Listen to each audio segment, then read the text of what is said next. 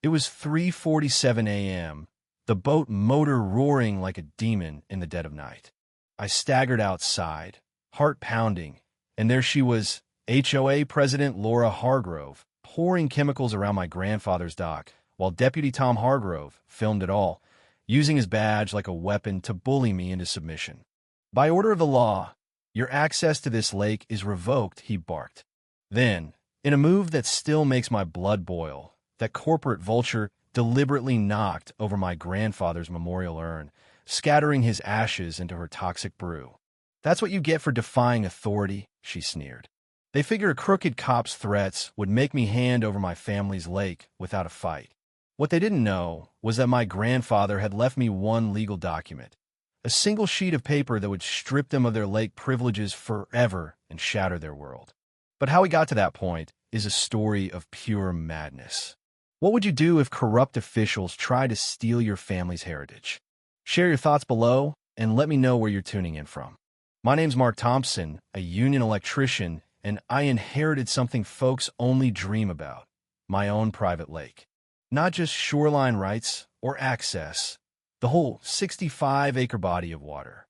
Clearwater Lake has been in our family since 1981, when Grandpa bought it from the Wisconsin Department of Natural Resources for $89,000, which is about $280,000 in today's dollars. He owned the lake bed, the water rights, and 800 feet of untouched shoreline. Every morning, I'd sip coffee as the steam mingled with the lake fog, the pine aroma wafting over the water. The hand-carved dock posts, smoothed by decades of fishing lines and summer feet, stood as a testament to his hard work. Grandpa built it all himself, the log cabin, the cedar dock, the stone fire pit. His tools still hung in the boathouse, their metal handles worn by his calloused hands, forever waiting for jobs that would never come. The scent of aged wood and WD-40 lingered on everything he touched. This haven existed 17 years before any HOA showed up. They sprouted their suburban empire around our lake.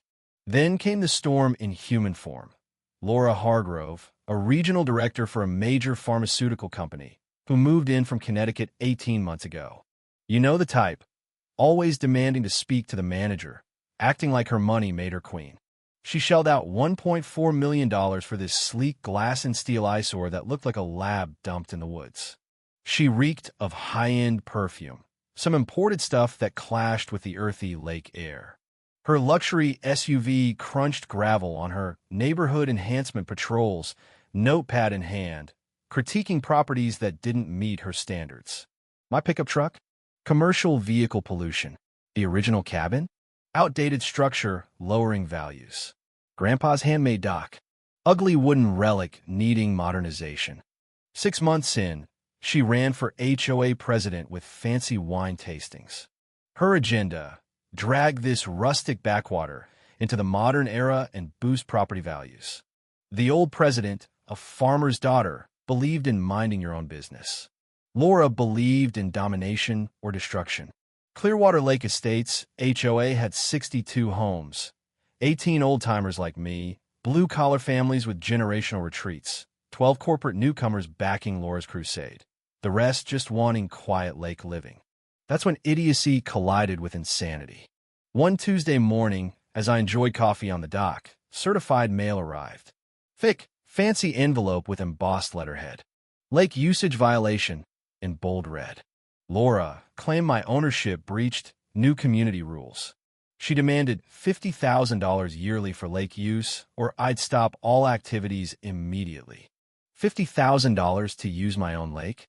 Plus $2,000 daily fines, and police action if I didn't comply in 30 days. The letter said the HOA controlled community water and my old rights were outdated. I called her politely. "Ma'am, there's a mix-up. My family owns this lake."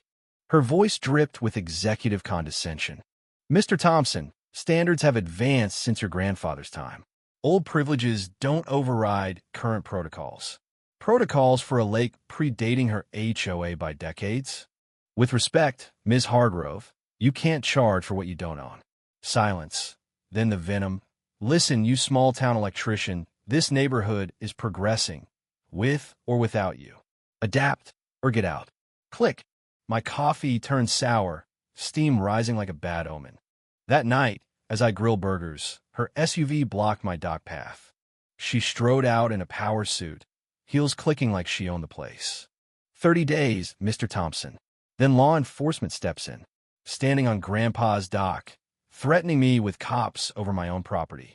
Big error, lady. Huge. Because my unassuming electrician grandfather was sharper than her Ivy League degree. The papers he left would turn her power play into a ruinous education. 3 days poster doc stunt. A process server handed me a thick envelope. Apologetic guy in a budget suit. Just my job, sir. Inside, 32 pages from a high-end law firm with Lakeview offices. Cease and desist, claiming my rights were voided by community standards. 48 hours to halt unauthorized water use or face criminal trespass charges. On my own lake. Grandpa's words echoed. When lawyers talk fancy, wise men dig deep. From union days, I knew paperwork wars needed better paperwork. Property fights are like wiring. Trace every line to the source. In the basement safe, amid WD-40 cent and old files, I found the jackpot. Lake Purchase permanent records. The 1981 docs were ironclad. Full ownership from the DNR, stamped, notarized, perpetual rights protected from future interference or HOA rules. But the gem, a 1985 EPA conservation easement I'd overlooked.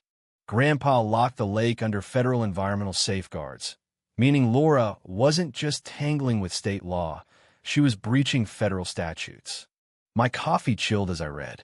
Grandpa wasn't just lucky, he was strategic. Phone rang. Laura. Mr. Thompson, you've seen our notice. Time's running.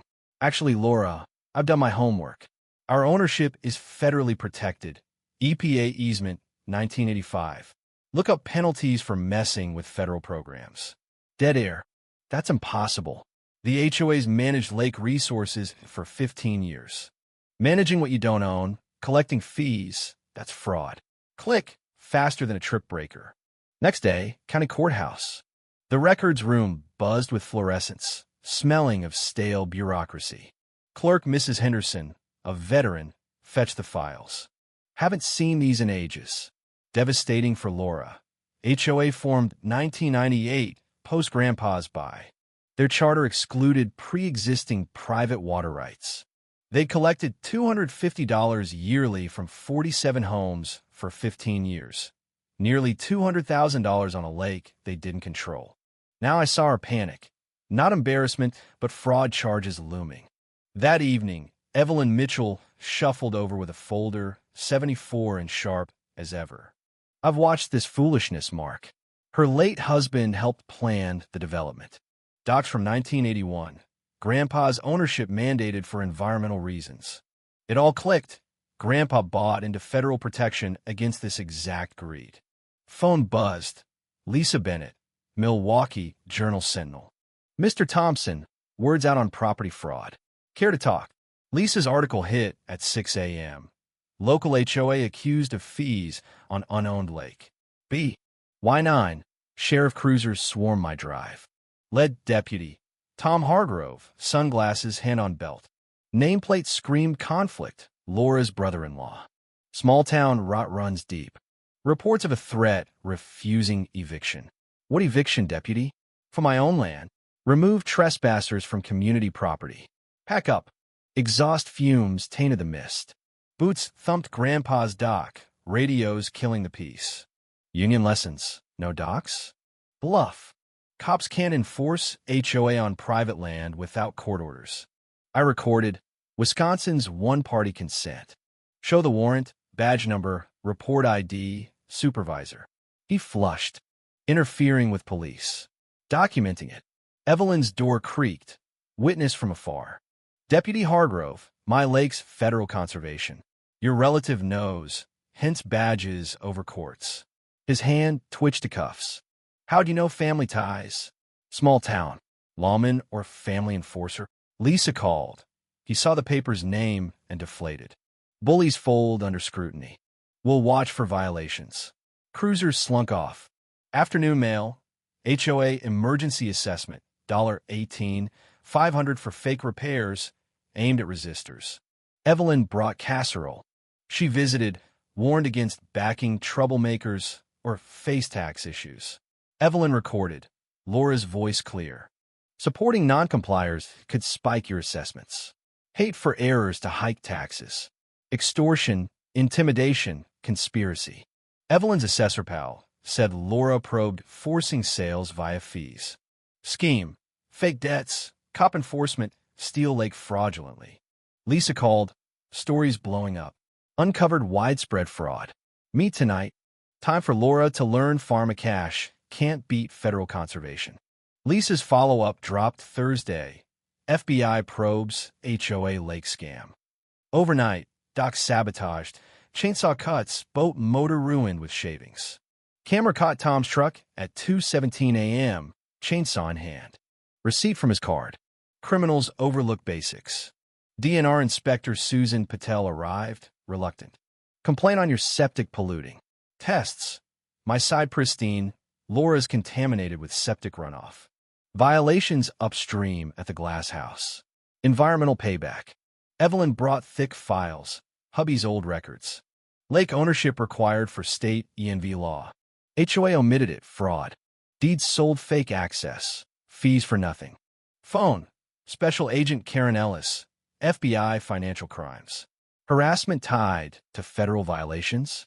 Evidence meeting. FBI, big time, where execs learn ENV crimes mean long sentences. Tomorrow, 9 a.m., my place. Agent Ellis, sharp suit, iron grip. Partner David Reed, built like he lifts crooks. Building HOA fraud cases Great Lakes wide. Yours connects dots. Tour damage, Reed photographed. Kitchen table, your grandpa enrolled in Federal Conservation Trust, 1985. Absolute shield. Messing with it? Environmental terrorism, mandatory prison. Discovered $340,000 in fake fees. Laura signed compliance forms, then violated them, self-incriminating. The nuke. One EPA notice triggering full probe, ending their access. File Monday. Ends their lake, freedom, careers. Monday, 6 a.m. Victory Brew. Agents arrived at dawn. Filed at 9. FBI, EPA, U.S. Attorney notified. Dorothy's, Evelyn's, house became HQ, evidence walls, timelines. Lisa, Laura suspended, stock down 12%. Social media, federal lake justice trending. Netflix crew incoming. Surveillance, Laura's panic calls. Alliance grew, ENV fraud across states. Grandpa's strategy replicated nationwide. Humor, Laura's docs built her case. Evelyn hosted agents like church supper. Justice ferments 40 years, then intoxicates. Evening doc, loons, karma brewing. CNN interview tomorrow. Tuesday, feds raided Laura's home, Tom's, HOA office. Laura met developer in lot. Camera caught fake sale attempt. $4.2 million for non-existent rights. Wire fraud. Tom escalated. Wellness checks every 2 hours. Spotlights. Chatter. Psyops. Union strikes. Taught. Desperation signals defeat. Thursday. Commissioner and Patel called. Laura offered $200,000 bribe for zoning override. Recorded. Fed ENV Protections Theater. Cash fixes docs. Bribery. 20 years. Laura spread rumors. Clients canceled. Economic retaliation. More charges. Emails traced via pharma networks. Friday. Laura arrested at office. Orange jumpsuit humiliation. Recording admitted all. Fraud. Conspiracy. Saturday. 2:17 a.m. Alarms. Laura with gas cans. Dousing cabin. Plan. Burn docs. Frame activists. Feds waiting. FBI. Drop it. Cuffed mid-scream. Misunderstanding. ENV assessment. Arson. Terrorism. 25+ years. Sunday. Tom flipped. Exposing deeper corruption. Testimony. Fake reports. Abuse. Laura's hubby bankrupt. Mansion foreclosed. Job gone. Monday. Rover towed. HOA shuttered. Fees frozen. Federal court Tuesday. Media frenzy. Judge Emily Carter presided. Evidence, timelines, photos, audio. Laura's voice, damning. Prosecutor and Patel used pharma tools for ENV terrorism. Impacts, tears from victims. Defense, neighbor spat. Judge, not spat, felonies. Jury, 47 minutes. Guilty, 17 counts. Sentence, 18 years, $4.8 million restitution, forfeiture. Courtroom cheers. Outside, Senator Maria Gonzalez announced stronger laws. 2 years on. Lake restored with restitution. Eagles back, habitats enhanced. Evelyn's home. ENV Justice Center, scholarships from seized assets. My business boomed. New federal act passed. Laura in prison. Tom warehousing. Community. Values up 40%. Ecotourism. Mornings. Coffee on dock. Federal safeguards eternal. Grandpa's easement. Invisible power against arrogance. Evelyn. Federal laws like Grandpa's wiring. Shocks intruders. The note is framed in center. One document topples empires. What do you think about the violence and injustice in stories like this? Have you faced similar battles with authority or corruption? Share your stance in the comments, whether you believe justice always prevails or if the system needs more reform. I'd love to hear your views.